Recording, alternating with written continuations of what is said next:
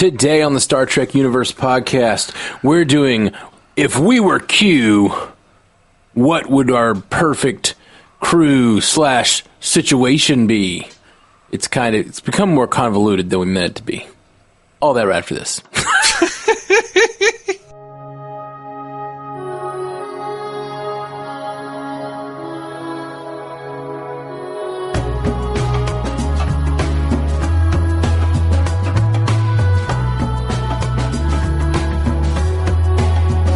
Welcome to the Star Trek Universe podcast. My name is Matthew Carroll. I'm David C. Robertson. So, last week on the cast, we came up with the idea to come up with our dream crew, like a fantasy draft for our crew, right? Well, our listener, Jason Smith, came up with That's it. Right, that's right. Thank you, Jason Smith.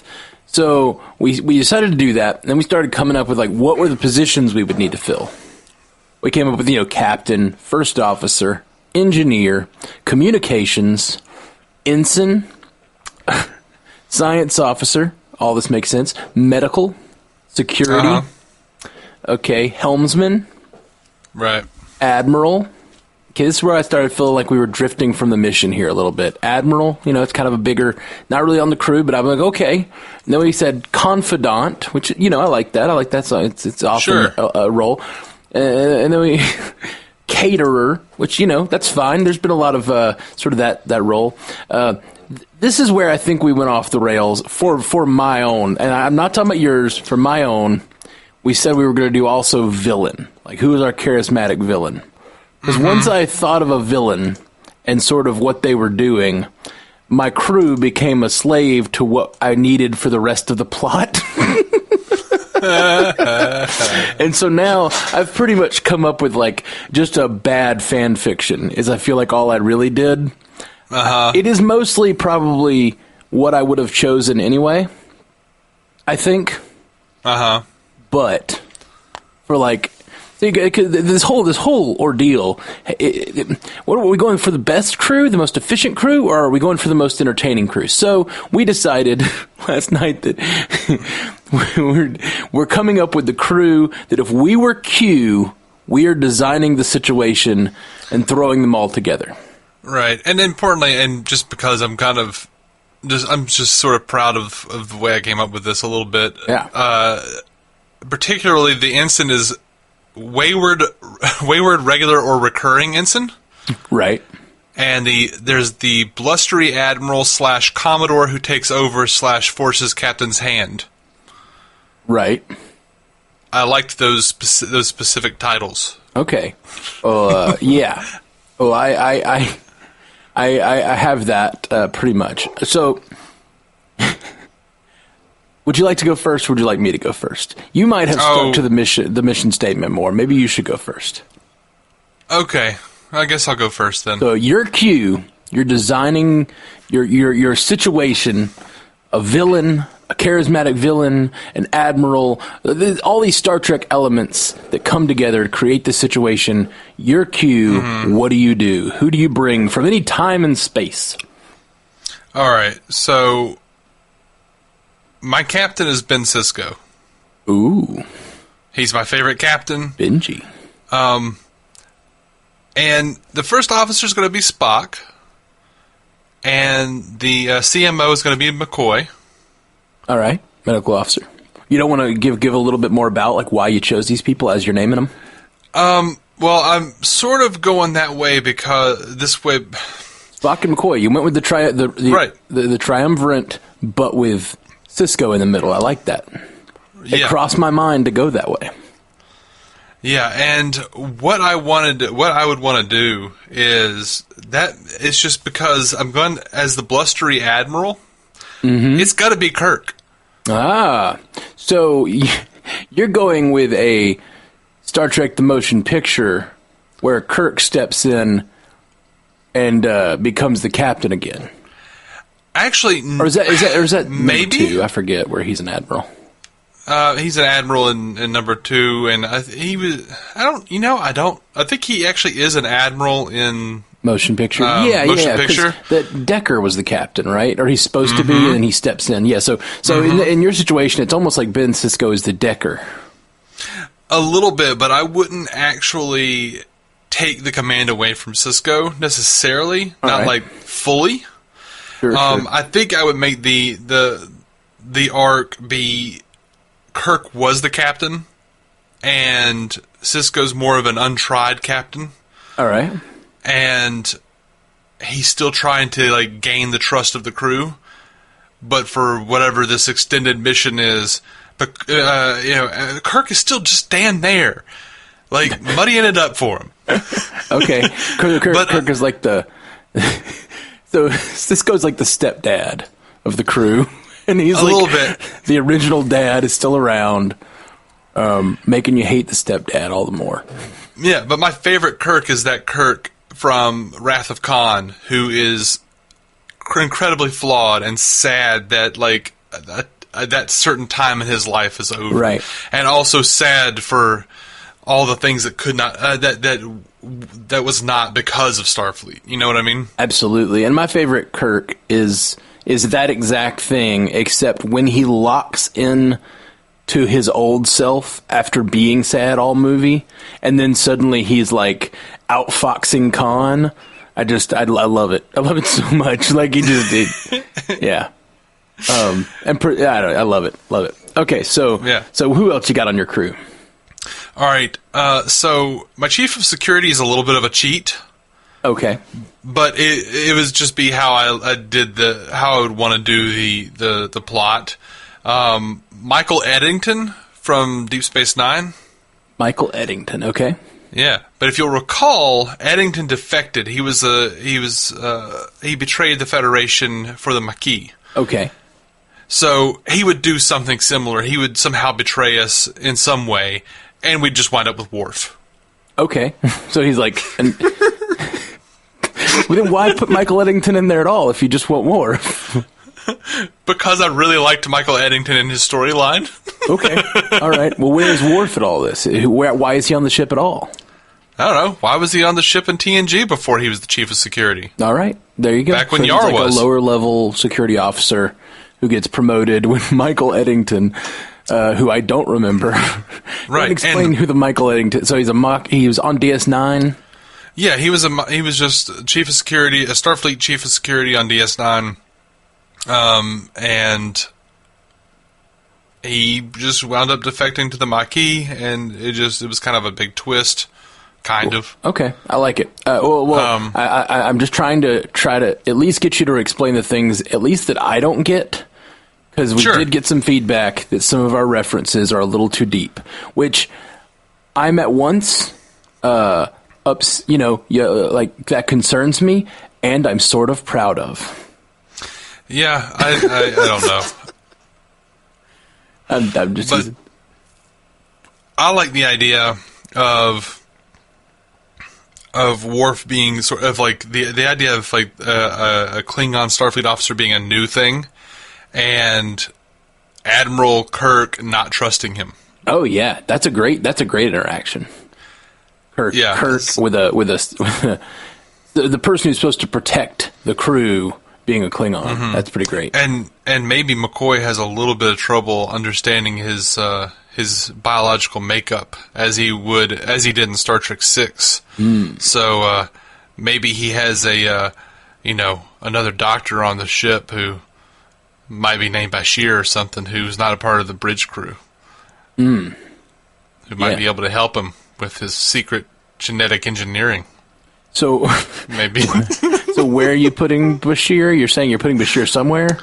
He's not officially anywhere. I'm just saying. You're saying he might be around. You can't say, here's my crew, but I'm solving it by putting... No. He said dream bridge crew. I'm just saying there might be some lower ranking officers. Like, there might be a Chief O'Brien somewhere down in engineering hanging out. There might be. I don't know. But we gave a number of positions to try to keep us to those positions. That's why I said might.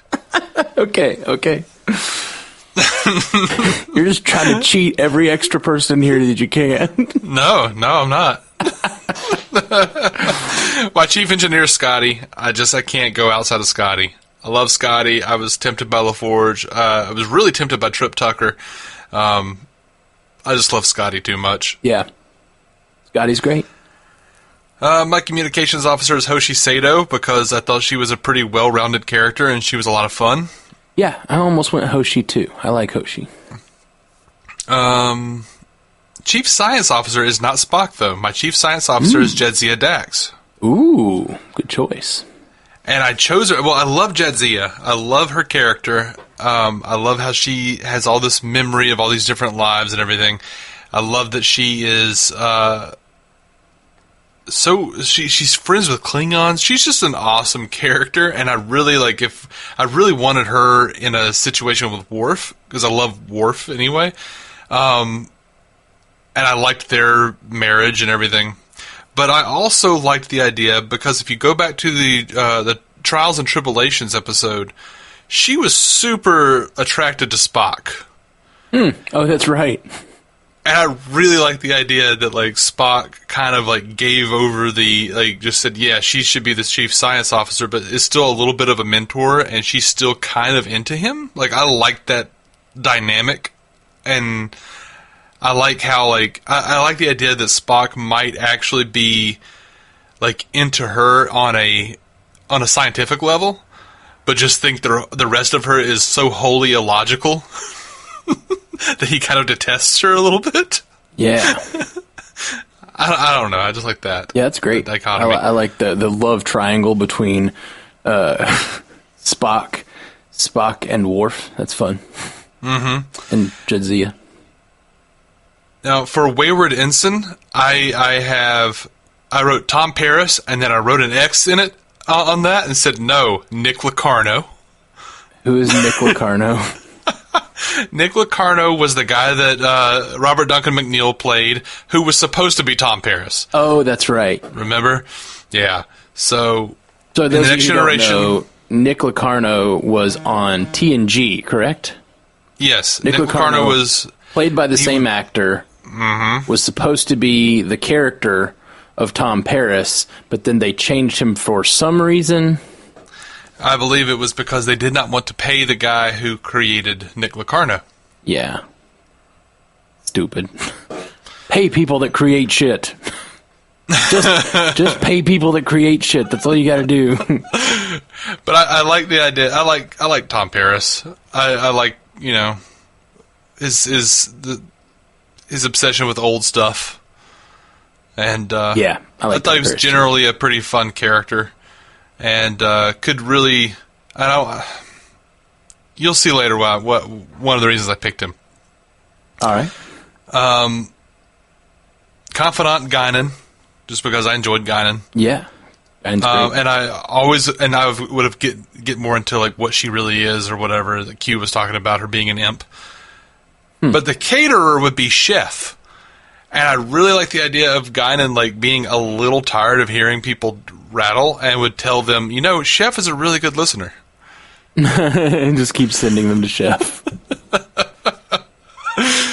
Annoying child, I picked Jake, but he would be off ship being a writer or something. So just, I would not have him on the ship.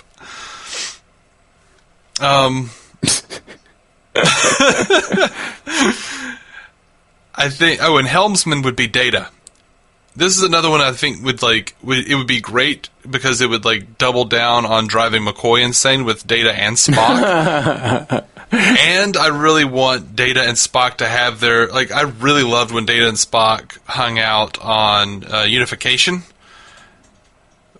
because they just had like a little bit of a line, a little bit of a conversation where Data was like, oh, it's interesting. I aspire to be human. And Spock is like, but you're totally logical. That doesn't make any sense. Why would you do that?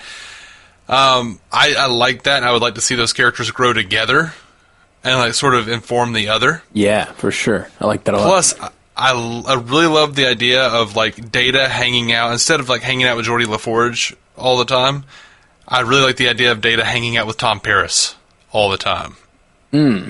And, like, it's sort of like when Data's hanging out with that kid in Insurrection, I think, and, like, learning to be a child, I feel like Tom Paris or Nick Locarno would be the perfect character to teach Data how to be a child. Yeah, totally. He's a man-child for sure. Yeah. And my favorite, or my chosen charismatic recurring antagonist would be Wayoon. Just because I think you could always just keep killing him off, and he could keep coming back. And I love Jeffrey Combs more than many things. So many things. Yeah. Wayoon, good choice. Mine might be a cheat, but it might involve Wayoon as well. I like it, man. I like it. You got a good little crew there. Yeah, I thought so. I'm proud of them. I wouldn't call them the finest crew in the fleet or anything, but... Right. So it's fun. It's the interactions you want in your Trek. If you were Q and you were throwing these folks together, it would definitely create some interesting stories. So many characters in Star Trek I would love to see interact, and you did a good job of putting together like Spock and Data interacting more would be awesome. Cool. Well, you want to hear mine? No, I'm good. All right. I'm out. Well, thank you guys for joining us on the Star Trek Universe podcast. No, I'm fine with that. I'm really fine with that. I really do feel like here we go. Open scene. Oh Lord. Ship destroyed around him. The wires hanging, blood on half his face, half scorched. You hear the words, "No, you can't get away. From hell's heart I stab at thee. For hate's sake I spit my last breath at thee." And then as the Enterprise rockets away and the ship explodes around Khan, he suddenly finds himself in a distant galaxy, among races he's never seen before. He's at a key moment. Everything's frozen around him, and Q approaches him and tells him, "You've always been searching for a way for your genetically engineered supremacy to be shown. Well, this is a key moment in time where you can step in and show that supremacy." He's at a Ketracel White refinery. Oh, Lord. Oh, yeah. Surrounded, he's at the beginnings of some sort of Jem'Hadar uprising where they're fighting back the Vorta. And the Jem'Hadar, the genetically engineered race from DS9 and the Dominion, they step it. Basically, he shows up. Q puts him at a perfect moment where he uses his charisma and intellect to take charge of the Jem'Hadar fleet. And not only Jem'Hadar, but the Vorta are also genetically engineered for their purpose. And you basically get an entire quadrant of these genetically engineered for their purposes people who are overthrowing the changelings. And vying for their freedom. Somewhere else, just on the edge of Cardassian space, the USS Titan flies. Oh, God. Suddenly, the last thing he remembers, he was on Viridian 3, making his final sacrifice. But now, he suddenly finds himself on the USS Titan. Captain Riker is confused by the presence of Kirk. But he quickly, some would say too quickly, is willing to submit to a greater man. And Riker immediately becomes first officer. Oh, man. He's totally willing to do that. So Kirk is captain pretty quickly after he shows up, against the wishes of an Admiral Janeway. Not only is it against her wishes that he become captain, but pretty much everything he does is against her wishes. And then you got a lot of the crew that came with Riker from the Enterprise. You got LaForge in engineering. A different position for him, but I put Data as communications officer. I like the idea of my crew members I chose. They all have multiple functions. Engineering, I should say, I put LaForge partially because of the time period he's from, I was really torn between LaForge and B'Elanna, because I feel like I needed to pick newer engineers who are more up on the times. Mm-hmm. I know that may be kind of stupid, but like LaForge is on the flagship ship in the most current Star Trek we have. I feel like he's the most knowledgeable engineer. Plus, I liked him having the chance to be working with communications officer Data, who I realize is not normally the communications officer, but he's an android. He can speak all the languages. He can understand even like digital languages. He can understand communications with the Borg, all kinds of things that like a normal communications officer can't do. Plus, he's just like having an extra science officer. Bit of a cheat. Oh yeah, Data can do anything. Yeah, totally. Then, since on the edge of Cardassian space, when they get embroiled in this battle, with the Jem'Hadar is starting to invade the Alpha Quadrant, they happen to have the Cardassian ambassador on their ship of Garrick, the close confidant to our captain and to the crew. Uh-huh. So I just love Garrick so much. I do too. I put Ensign Nog. It's out near his home. He's probably just joining the crew, and he's just getting his first experiences out on this new vessel. Ensign Nog, he also provides us, I think at this point in his life, he will have become more comfortable with his Ferengi heritage. I feel like he was kind of throwing off his Ferengi heritage in the beginning. When he first joined Starfleet, he was like, "Oh no, I'm Starfleet now." But like he tries to incorporate his knowledge of the rules of acquisition into his like. It's kind of like Burnham, where she's like married her emotions and her logic. Mm-hmm. I feel like when he was first becoming a Federation officer, he had a lot of like sort of shame about his Ferengi heritage, and I think now it'd be interesting to see a Ferengi with that different point of view, like fully integrating his Federation ideals with his Ferengi ideals, or at least taking lessons from it, Yeah. So my annoying child position, this probably doesn't exactly work with canon because I don't know how what age they have to be for this to happen, but we'll say it was an emergency situation or something. Esri Dax has been in an accident. Oh. And Esri Dax has the Dax symbiote has to be retransplanted. Oh, and it's transplanted into like an 11-year-old child.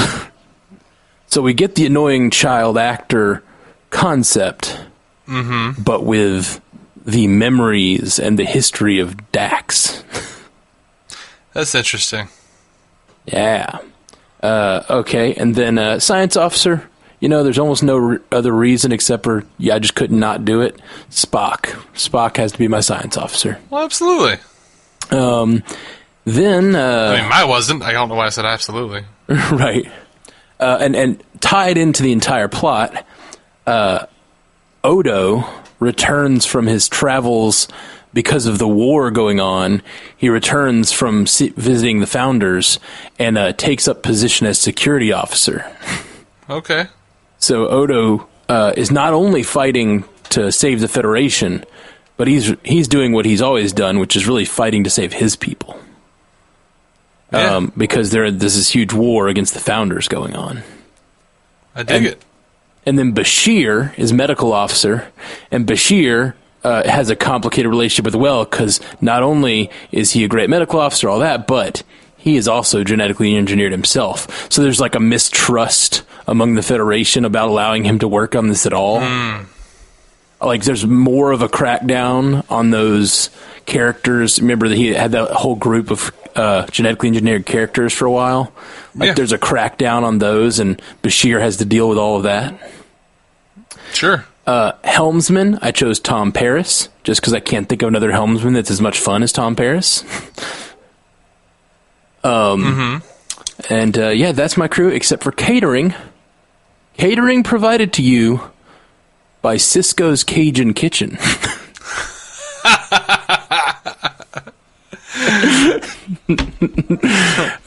We get Cisco in the kitchen, who can also, of course, be a confidant and be around, helping out wherever he can. So is this going to be Ben or his dad? Ben. Okay. Maybe his dad's passed and left his, like, Cajun cookery to his son. Yeah, and maybe he once was a captain, but, you know, the Wolf 359, like, caused him to, like, turn it in. Yeah. I mean, or I was actually just thinking, like, it's the same Cisco we had. He's just come back, and he's realized what's important in life, and it's like crawfish and shit. Right. It's just growing his own tomatoes. Yeah. It's like the being away with the prophets brought him to a peace. Yeah. He's like, I could either hang out with Admiral Ross, or I could grow my own tomatoes. Ha ha! All right. Well, so that's my crew. That it really is. It sort of like morphed from when we decided to add a charismatic villain. It just made me think of a storyline instead of just a. And really, it all works in the timeline except for Kirk and Spock being pulled. Or I'm sorry, Kirk and Khan being pulled out of time and placed into this into the situation, and that is the impetus for the whole story. Right. Yeah.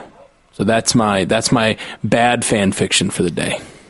But I gotta say, I love the idea of an army of genetically engineered soldiers. Some are sort of mindless, like the Jem'Hadar, but like that, you know, they were always trying to find the humanity in the Jem'Hadar, and they never did. But it'd be interesting if like Khan breaking them free from the slavery under the Founders sort of like not only makes them a horrible antagonist, but also like we sort of find their culture and who they are without the Founders. Could be cool. That's my story, and that's what I came up with. I feel like I didn't do the homework properly. All right, well, that was fun. Thanks, guys, for checking out the Star Trek Universe podcast. Thank you, Jason Smith. Yeah, thank you for the commissioned episode there, Jason Smith. This was fun. We'll do more. We'll probably do more dream crews for maybe other situations. At least mine was super situational. Yeah, tomorrow's a different day. I'll have a different crew. Who knows, man. All right, guys. So thank you so much for hanging out with us. We'll be back soon. Peace. Live long and prosper. To reach out to us, hit us up at StarTrekUcast.com, at StarTrekUcast on Twitter, Star Trek Universe Podcast on Instagram and Facebook. Just search for us there, or send us a message at StarTrekUcast@gmail.com. If you'd like to hear more from David C. Robertson, check out the DC On Screen podcast or maladjusted.tv. And if you want to hear more from Matthew Carroll, that's me, check out the Marvel Cinematic Universe podcast, or go listen to my music at MatthewCarrollmusic.com or anywhere you get music.